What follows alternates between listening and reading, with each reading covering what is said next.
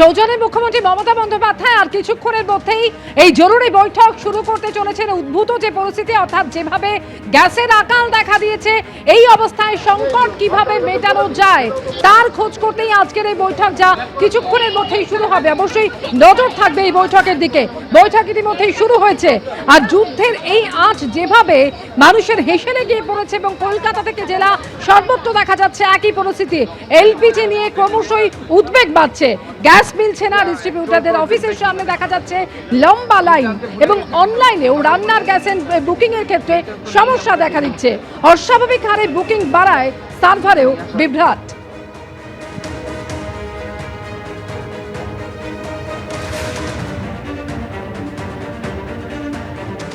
আর LPG নিয়ে এই আশঙ্কার আবহের মধ্যেই এনআরএস হাসপাতালে দেখা যাচ্ছে সিলিন্ডারের আকাল। অর্থাৎ বুঝতেই পারছেন গ্যাস নিয়ে, জ্বালানি নিয়ে যে সংকট তৈরি হয়েছে। এই বৈঠক সম্পর্কে আরো বিস্তারিত জানাবেন আমাদের প্রতিনিধি আশাবুল হোসেন। আশাবুল, দেখো পাপিয়া, মধ্যপ্রাচ্যে যে যুদ্ধের পরিস্থিতি, যে যুদ্ধ হচ্ছে সেই কারণে আমাদের দেশে গ্যাসের সংকট শুরু হয়েছে এবং গ্যাসের সংকটের পরিপ্রেক্ষিতে কেন্দ্রীয় সরকার নানা রকম নিষেধাজ্ঞা জারি করেছে। যেমন গৃহস্থলী গ্যাসের ক্ষেত্রে বলা হয়েছে যে কেউ বুকিংয়ের পরে 25 দিন পর তিনি গ্যাস পাবেন, তার আগে গ্যাস পাবেন না। অন্যদিকে বাণিজ্যিক যে গ্যাস, সেক্ষেত্রে স্কুল, কলেজ, বিশ্ববিদ্যালয়, হাসপাতাল, জরুরি ক্ষেত্রে যে পরিষেবাগুলো দিতে হয় সেগুলো বাদ দিয়ে অন্য ক্ষেত্রে বাণিজ্যিক গ্যাস ব্যবহার করা যাবে না, বাণিজ্যিক গ্যাস পাওয়া যাবে না। কেন্দ্রীয় সরকারের থেকে স্পষ্টভাবে সেই নির্দেশিকা জারি করা হয়েছে। ফলে কেন্দ্রের এই নির্দেশিকার পরে হোটেলগুলো, রেস্টুরেন্ট থেকে হোটেল, এবং তারা ভীষণ বিপদের মধ্যে পড়েছেন। বহু লোকের কর্ম কাজ চলে যাওয়ার আশঙ্কা দেখা দিয়েছে এবং পর্যটন শিল্প বড় ধরনের প্রভাব পড়তে পারে। এই রকম পরিস্থিতিতে আগামী দিনে আমাদের রাজ্যে গ্যাসের কতটা স্টক রয়েছে এবং আরও যদি 1 মাস যুদ্ধ চলে সেক্ষেত্রে কী ধরনের পরিস্থিতি চলতে পারে তা নিয়ে মমতা বন্দ্যোপাধ্যায় তিনি জরুরি ভিত্তিতে আজকে বৈঠক ডেকেছেন। বৈঠক ইতিমধ্যেই শুরু হয়ে গেছে সৌজন্যে, এবং এই বৈঠকে মুখ্য সচিব ছাড়াও রাজ্য প্রশাসনের উচ্চপদস্থ কর্তারা থাকবেন। ইন্ডিয়ান অয়েল কর্পোরেশন থেকে আরম্ভ করে ভারত পেট্রোলিয়াম, তাদের কর্মকর্তাদেরও থাকার কথা, এবং বিভিন্ন গ্যাস ডিস্ট্রিবিউটার, ডিলার, তাদেরও কর্মকর্তাদের এখানে উপস্থিত থাকার কথা রয়েছে। আর কিছুক্ষণের মধ্যেই এই বৈঠক শুরু হয়েছে এবং আজকেই সকালে একটি সাংবাদিক বৈঠকে তীব্রভাবে কেন্দ্রের সমালোচনা করা হয়েছে এই প্রেক্ষাপটকে মাথায় রেখে, যেখানে তৃণমূলের পক্ষ থেকে বলা হচ্ছে যে কেন্দ্রীয় সরকার, তাদের মধ্যে কোনো পরিকল্পনার ছাপ নেই। যুদ্ধ যে আরম্ভ হবে বহুদিন থেকেই সেটা শোনা যাচ্ছিল। সেই পরিপ্রেক্ষিতে তারা আগাম কোনো সতর্কতামূলক ব্যবস্থা বা আগাম কোনো পরিকল্পনা করেনি, এবং সেই কারণেই আজকে সাধারণ মানুষকে তাদের একটা ভীষণ বিপদের মধ্যে পড়তে হচ্ছে।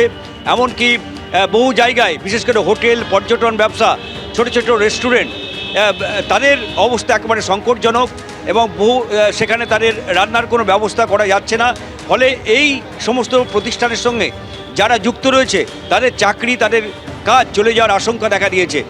ফলে একদিকে যে সামনেই বিধানসভা নির্বাচন, সেই পরিপ্রেক্ষিতে মাথায় রেখে একদিকে যেমন তৃণমূল রাজনৈতিকভাবে কেন্দ্রীয় সরকারকে এই ইস্যুটাকে হাতিয়ার করে তীব্রভাবে আক্রমণ শানাচ্ছে, পাশাপাশি সরকারের পক্ষ থেকে মুখ্যমন্ত্রী হিসাবে মমতা বন্দ্যোপাধ্যায় তিনি এই পরিস্থিতির মোকাবিলা কিভাবে করা যায়, কতটা মানুষকে স্বস্তি দেওয়া যায় এবং আগামী দিনে তেলের সংকট রাজ্যে হতে পারে কিনা, সেই বিষয়গুলো মাথায় রেখেই তিনি আগাম বৈঠক করছেন, যাতে প্রয়োজনীয় সতর্কতামূলক ব্যবস্থা করা যায় এবং আগামী দিনে কিভাবে পদক্ষেপ করা যায় সেই সব নিয়েই তিনি আজকে বৈঠক করবেন। একেবারে গ্যাস সংকটে জেরবার সাধারণ মানুষ, সুরাহা কোন পথে? বৈঠকে মুখ্যমন্ত্রী মমতা বন্দ্যোপাধ্যায় সমস্ত গ্যাস ডিলারদের সঙ্গে নিয়ে। ধন্যবাদ তোমাকে আশাবুল। এই মুহূর্তে আমরা এনআরএস মেডিকেল কলেজের যে সেন্ট্রাল কিচেন সেখানে রয়েছি এবং দেখতে পাচ্ছি এখানে যারা রয়েছেন, এখানে 2 রকমের সিলিন্ডার রাখা হয়েছে। বাণিজ্যিক সিলিন্ডার যেমন একদিকে দেখা যাচ্ছে, অন্যদিকে ডোমেস্টিক সিলিন্ডার, গার্হস্থ্য যে সিলিন্ডার দেখা যাচ্ছে। এখানে কর্তৃপক্ষের তরফ থেকে যারা কিচেন ইনচার্জ, তাদের বক্তব্য যে দিনে প্রায় 3000 রোগী এবং পরিজনদের যাদের রান্না করা হয়, প্রায় 3000 মিল রান্না করা হয়। কোনো সমস্যা নেই তেমনটাই তারা জানাচ্ছেন। সরবরাহ কোনোভাবে ব্যাহত হয়নি। যখন প্রয়োজন সেই রকম অনুযায়ী কখনো ডোমেস্টিক সিলিন্ডার, কখনো বাণিজ্যিক সিলিন্ডার ব্যবহার। যেমন আমরা দেখেছিলাম SSKM হাসপাতালে ঠিক একই দৃশ্য NRS মেডিকেল কলেজ হাসপাতালের যে কিচেন সেখানেও দেখা গেল, যেখানে ডোমেস্টিক এবং বাণিজ্যিক সিলিন্ডার দুটোই ব্যবহার হচ্ছে পরিস্থিতির কথা ভেবে। ক্যামেরায় ভগবান সাহার সঙ্গে ঝিলম করঞ্জাই, ABP আনন্দ, কলকাতা। আমরা এখনো বলতে আমাদের কোনো প্রবলেম নেই, না কিছু নেই। আমাদের সরকার থেকে যেভাবে করে দেওয়া আছে সেটাই পাচ্ছি। ক্যান্টিনে তো বাণিজ্যিক সিলিন্ডার আসে, আপনাদের কি বাণিজ্যিক সিলিন্ডার পাচ্ছেন? হ্যাঁ আমরা পাচ্ছি, আমাদের কোনো অভাব নেই। তো এইখানে যে ডোমেস্টিক সিলিন্ডার রাখা সেটা কিসের জন্য? ডোমেস্টিক সিলিন্ডারও মাঝে মধ্যে লাগে, ওই জন্য আছে, দুরকমই হয়। তো মানে যোগান মোটামুটি আপনাদের এখানে ঠিকঠাক আছে, হ্যাঁ। আপনার কোনো সমস্যা নেই? কোনো সমস্যা নেই। কত রান্না হয় এখানে মোটামুটি? মানে 1500 করে হচ্ছে 3 বেলা, ব্রেকফাস্ট, লাঞ্চ, ডিনার। ABP আনন্দ এগিয়ে থাকে, এগিয়ে রাখে।